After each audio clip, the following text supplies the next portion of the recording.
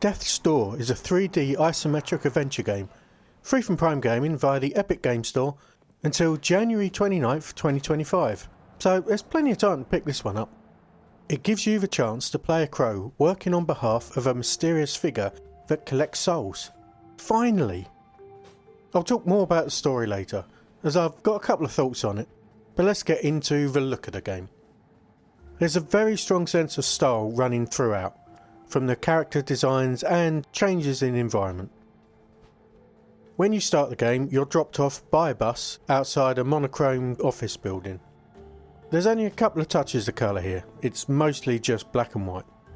This is the Hall of Doors, where you get your soul reaping assignments, and I think the lack of colour reflects its position outside of life. Jumping through a door to reap some souls put you in a land full of colour, though they're still somewhat muted. I really like the look of this game. It doesn't have cartoon-like graphics, which gives it a more serious feel, which I think befits the subject matter of soul-reaping crows, which is no joke. You'd know that if you'd ever met one. Each environment that you travel through is distinct, while keeping a similar style. The music is great, they're orchestral tracks which also reinforce the serious nature of the story. They obviously ramp up the drama when you get into fights, especially mini-boss and boss fights. I don't remember there being a huge amount of variety, but honestly it didn't feel like an issue because the tracks are long and interesting enough to not get old. Gameplay wise, it's a relatively simple adventure game. Most of the puzzles you're going to encounter in the game are traversal problems, which can only usually be solved later in the game, Metroidvania style. A couple took like a minute to work out maybe, at most, but I don't think anyone's going to get stuck on anything in this game. It's not really about puzzles, it's about combat. You've got a light and heavy attack, a roll, magic skills, and a choice of weapons, which slightly increase damage or speed. Doesn't sound like a lot, and I guess it's not. It is, like I said, simple, but the differences in weapons, for example, were noticeable to me when fighting, especially the speed one. Often it meant getting 2 hits in instead of 1.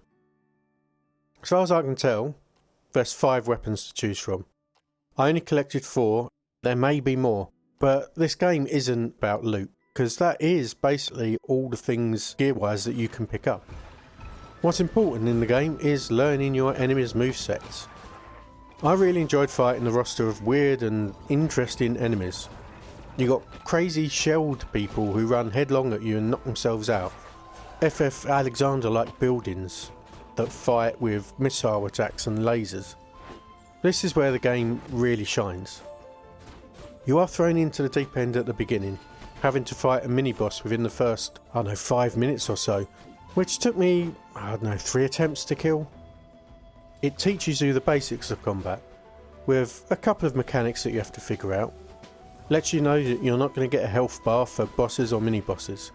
Instead, cracks appear on the creature to show how much damage it's taken, how close it is to dying. Standard enemies are not exactly a pushover, especially given your lack of health.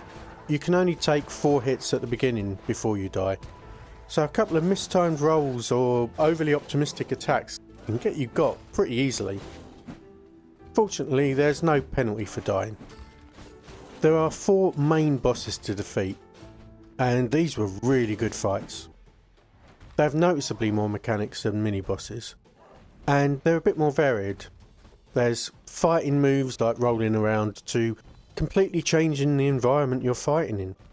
These were really cool to figure out how to deal with. The last boss, especially, combines basically everything. You even have to use the grapple skill in traversal puzzles as you're fighting the final boss, which was pretty cool. I wouldn't say the fights were easy, they're definitely not easy, but I never got that frustrated with them. I never felt like giving up. It never felt unfair. That's me saying it, who is not actually that great at these games. So I think the difficulty level will work for most people that like this kind of a game. Obviously, if you struggle with timing or fast movement, this is going to be a game you struggle with. There were no difficulty options that I could see to make the game easier. it is what it is. So if you do have trouble with those things, you're probably going to want to miss this one. Another big part of the game is exploration. The game maps have what feels like a really complex layout.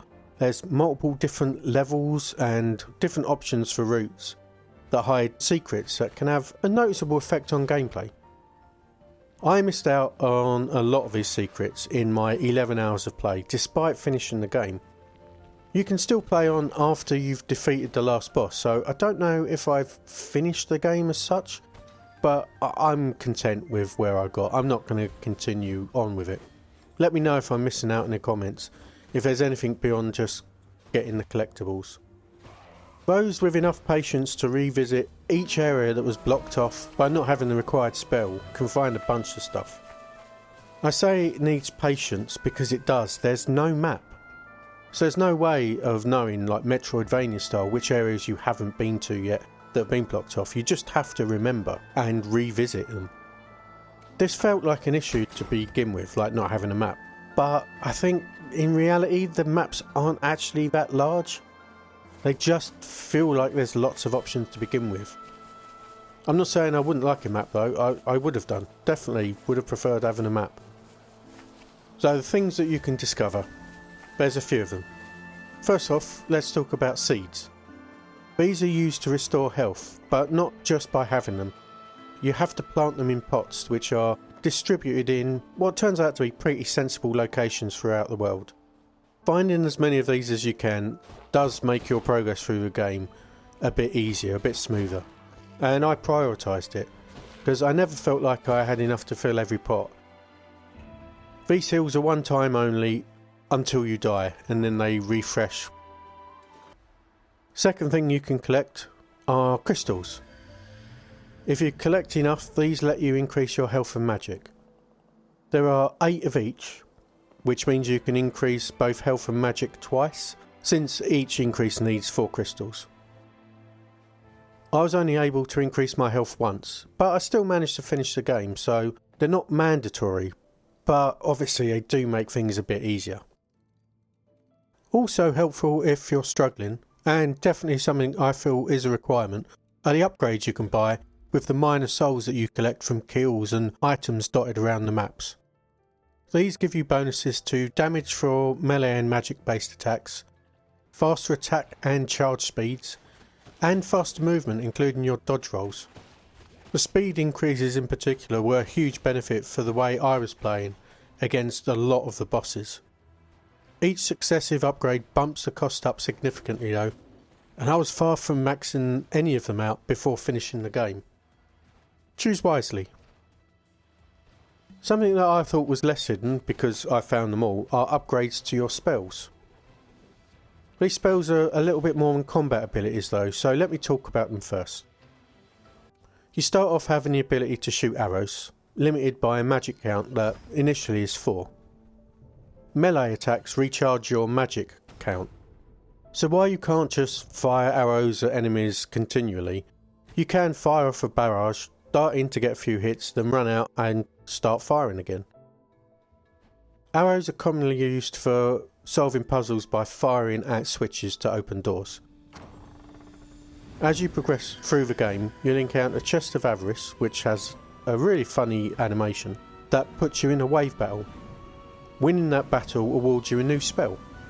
You get a fire spell, used to burn webs, a bomb spell that breaks open damaged walls, and a grapple spell that lets you jump around to specific anchor points on the map. All of these open up new areas or inaccessible areas on places you've already been. Slightly more hidden are the upgrades for these spells. I still found them all, but they were a bit out of the way. You find doors that put you in a fight with an optional mini-boss, although every mini-boss for the upgrades is exactly the same boss, which was a shame. Defeating them gives you a helpful upgrade to each of those spells, though it's really only helpful in combat. It doesn't do anything outside of that, so they're not really necessary. Again, just nice to have. The last and least, in my opinion, to find are collectibles. These give a little bit of lore flavour, though If you've watched my channel, you know I don't really care about collectibles, so I didn't try to find them out specifically. I picked up the ones that were obvious to find. They're fun for those that enjoy the challenge of 100% in the game though. Earlier I said I had thoughts about the story, and I do. I enjoyed it. It's a really good story, but it's told in optional books and interactions, very Souls-like, that made it feel a bit too disjointed for me personally. It felt like a developer choice to not slow down the gameplay for story, but make it an optional part of the game, which I do understand. I read everything that I could find to get the story, because it was interesting. And there's a fair bit of explanation towards the end, but I just wanted there to be a little bit more direct story given to me. I don't feel like I got everything. I enjoyed what I did get though. And I really enjoyed Death's Door in general. It was pitched just right for me difficulty wise. I really liked the combat, had a charming environment, and came in at 11 hours, so it didn't outstay its welcome. Just perfect for me.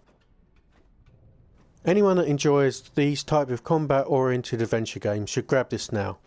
It's really, really well done, and it's a definite recommend from me. Okay, enough collecting souls. I'm back to more normal crow related behaviour. I have shiny things to collect, so I'm off. Thanks for watching, and I'll talk to you soon. Goodbye.